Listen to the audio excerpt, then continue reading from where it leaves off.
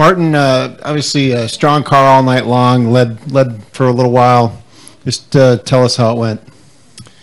Well, it was a lot of fun. It was honestly the most fun I've had in a race car quite some time, probably about a year and a half. And just proud of my team, proud of everybody at Furniture Row, everybody back in Denver at the shop that put the car together, and got to thank ECR for an awesome engine.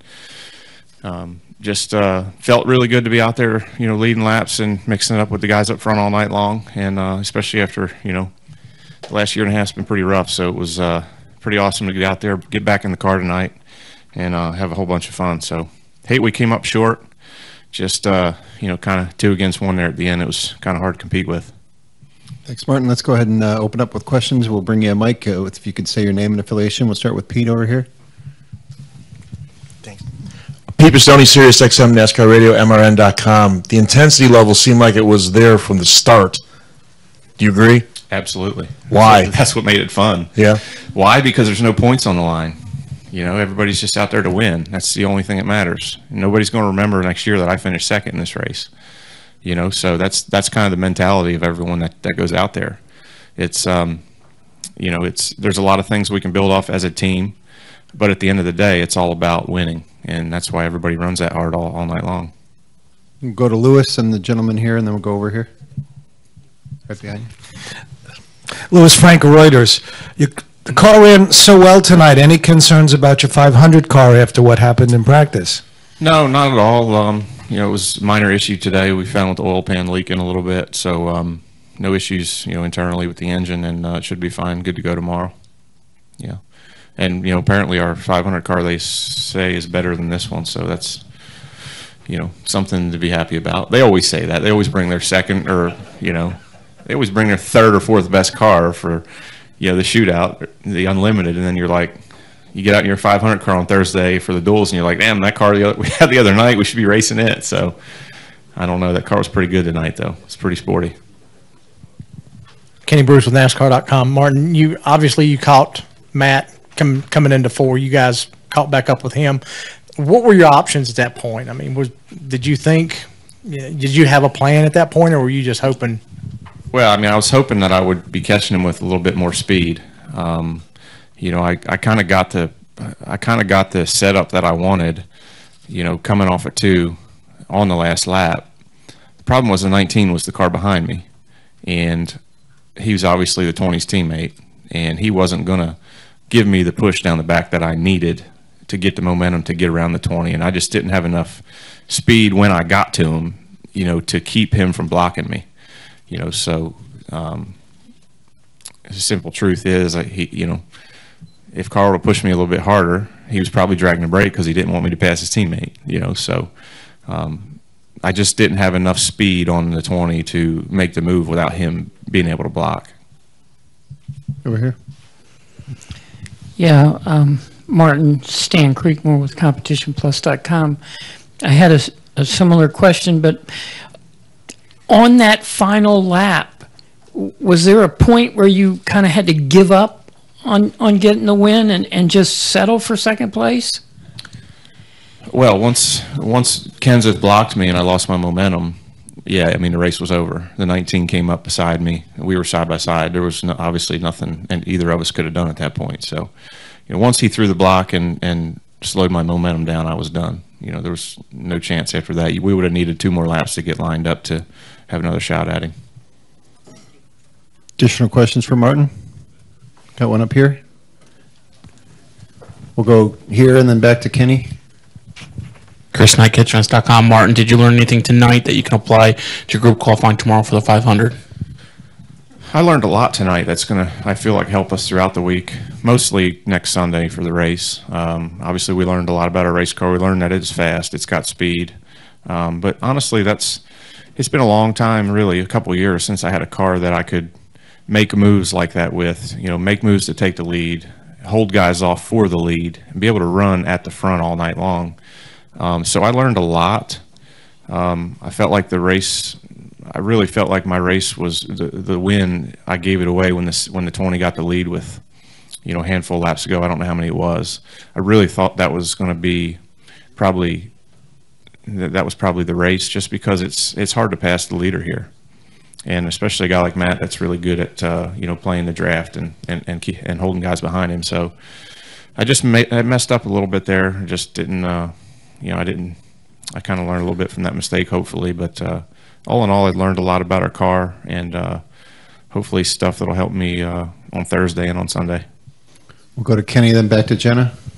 Hey, Martin, Logano said that he was pushing you a lot tonight, and that that was one of the things he was trying to do with Kevin there at the end when Kevin ended up in the fence. Was he giving you a lot of help out there? Yeah, his car was really strong. He pushed me a lot, and honestly, he's the only person I've seen that could get onto somebody's bumper and actually push them forward. Last year with this package, it seemed like when you'd get on somebody's bumper, you'd just slow each other down, and he was able to get on my bumper at times and push me past people, which is kind of unheard of with this package. So he's obviously got a really strong car. Jenna? Jennifer, AP. Martin, the end of 13 was a disappointment for you. 14, you led only one lap. What did it feel like again to have a fast car and be out front? Well, it's what every race car driver dreams of, honestly. It was, it's been miserable for a while. Last year was a tough year for us on and off the racetrack. And it's just fun to come to the racetrack, and if we can come to the track and know we're going to have cars like that every week, it's a dream come true for me. That's what I live for. This is this is the most fun I've had in a race car since 2013. So I just can't thank all the guys on our team enough. Everybody that's stuck behind me and worked hard and brought us a race car like that here tonight, and hopefully we can continue that not only throughout this week but throughout the season. She was here. We'll go to Bruce, and then we'll finish up here. Bruce Martin, Race Day on Fox Sports Radio and National Speed Sport News. Were you surprised by the level of mayhem out there tonight? 13 cars getting torn up, and how close did you come to any of that? Honestly, I wasn't surprised. I was just glad that it was in my mirror for once.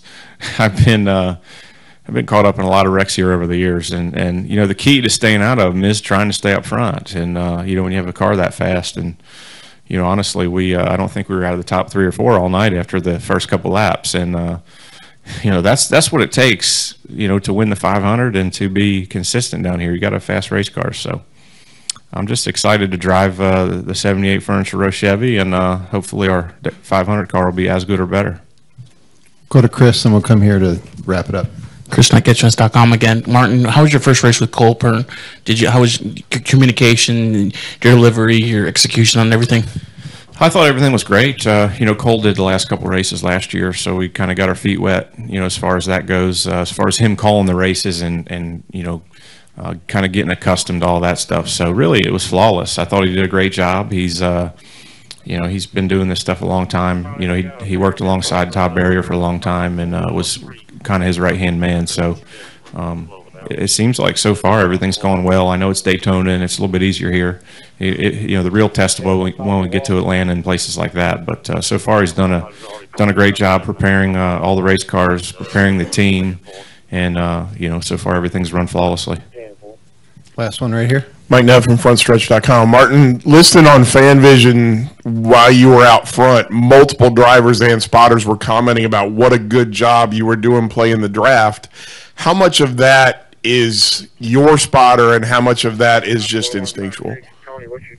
Well, the spotter is, he's the guy up there telling you what's happening behind you, but the whole time you're out there, you're just staring in the mirror. I mean, you're looking out the mirror 10 times more than you're looking out the windshield. So you're just trying to play the lines. And, honestly, I felt like that was something coming down here I had to work on in the past.